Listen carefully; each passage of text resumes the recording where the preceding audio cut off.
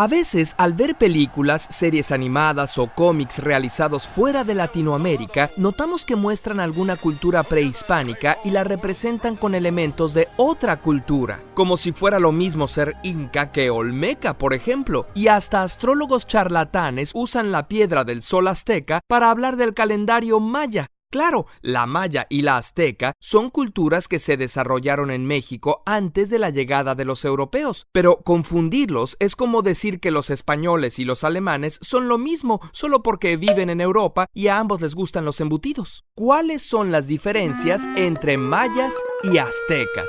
Primero que nada, la ubicación. Mientras que los mayas se establecieron en lo que hoy es el sureste de México, Guatemala, Honduras y El Salvador, el imperio llamado azteca abarcó del Golfo al centro de México, desde luego con una zona de traslape entre ambas culturas. Además, cuando los aztecas llegaron a su mayor expansión por el año 1300, la civilización maya ya había pasado su periodo clásico 400 años antes. Las primeras ciudades mayas se fundaron por el año 750 a.C., al mismo tiempo que se fundaba Roma, y las últimas fueron abandonadas por el año 950 después de Cristo, cuando Europa estaba en plena Edad Media. Los aztecas, llamados más propiamente mexicas, fundaron su imperio en el siglo XIV, cuando los Médici se volvían de las casas más poderosas de Europa, y duró hasta 1521 con la llegada de los españoles. La lengua de los mayas está emparentada con las de Centro y Sudamérica. Entre sus dioses están Chac,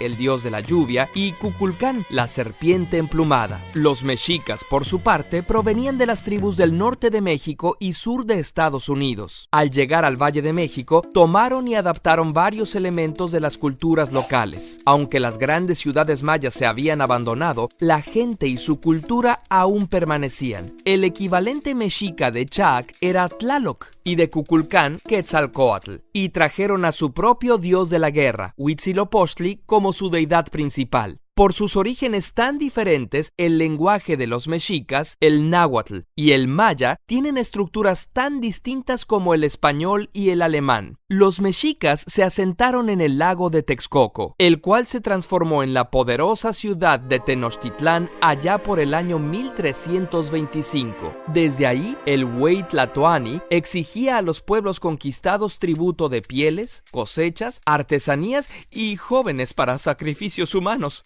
¿Gulp? Los impuestos sí que eran peores en esos días. Los mayas nunca tuvieron un imperio consolidado, sino que eran una serie de ciudades-estado gobernadas por los sacerdotes, entre las cuales había comercio y constantes guerras. La cultura maya llegó a ser muy avanzada. Son el pueblo americano con el sistema de escritura más sofisticado. Usaban ideogramas, símbolos que significan ideas, y fonogramas, símbolos que se traducen en sílabas. Además, tenían el concepto del número 0, que les permitía hacer cálculos extremadamente complejos, con lo que predijeron el movimiento de los astros y construyeron pirámides más altas que los aztecas, o cúpulas y arcos que los mexicas no tenían, además de hacer espacios interiores más amplios. Los mexicas, a su vez, desarrollaron importantes tecnologías para la agricultura, como las chinampas y canales para regar sus cultivos, o sistemas de drenaje que asombraron a los españoles tanto como el aseo personal, lo cual les permitió tener un ejército bien cuidado para sus conquistas. Cuando llegaron los españoles, la cultura maya residía en pequeños reinos y comunidades esparcidos en la península de Yucatán y Guatemala, mientras que el imperio mexica estaba en su máxima expansión. Con la ayuda de pueblos dominados por los mexicas y enfermedades que importaron, los europeos derrotaron al imperio azteca en pocos años, pero les tomó casi otros 100 conquistar a los pueblos mayas. Todavía en 1761, el maya Jacinto Canec lideró una rebelión indígena en Yucatán. De hecho, la herencia maya sigue viva en la actualidad. Los lacandones, zoques, tzotziles y tzeltales, entre muchos otros, aún hablan lengua maya y conservan sus tradiciones. En cuanto a los mexicas, tienen sus herederos en los pueblos nahuas que habitan el centro de México, y su lengua, el náhuatl, está presente en el español en cientos de palabras, como coyote, tomate y chocolate.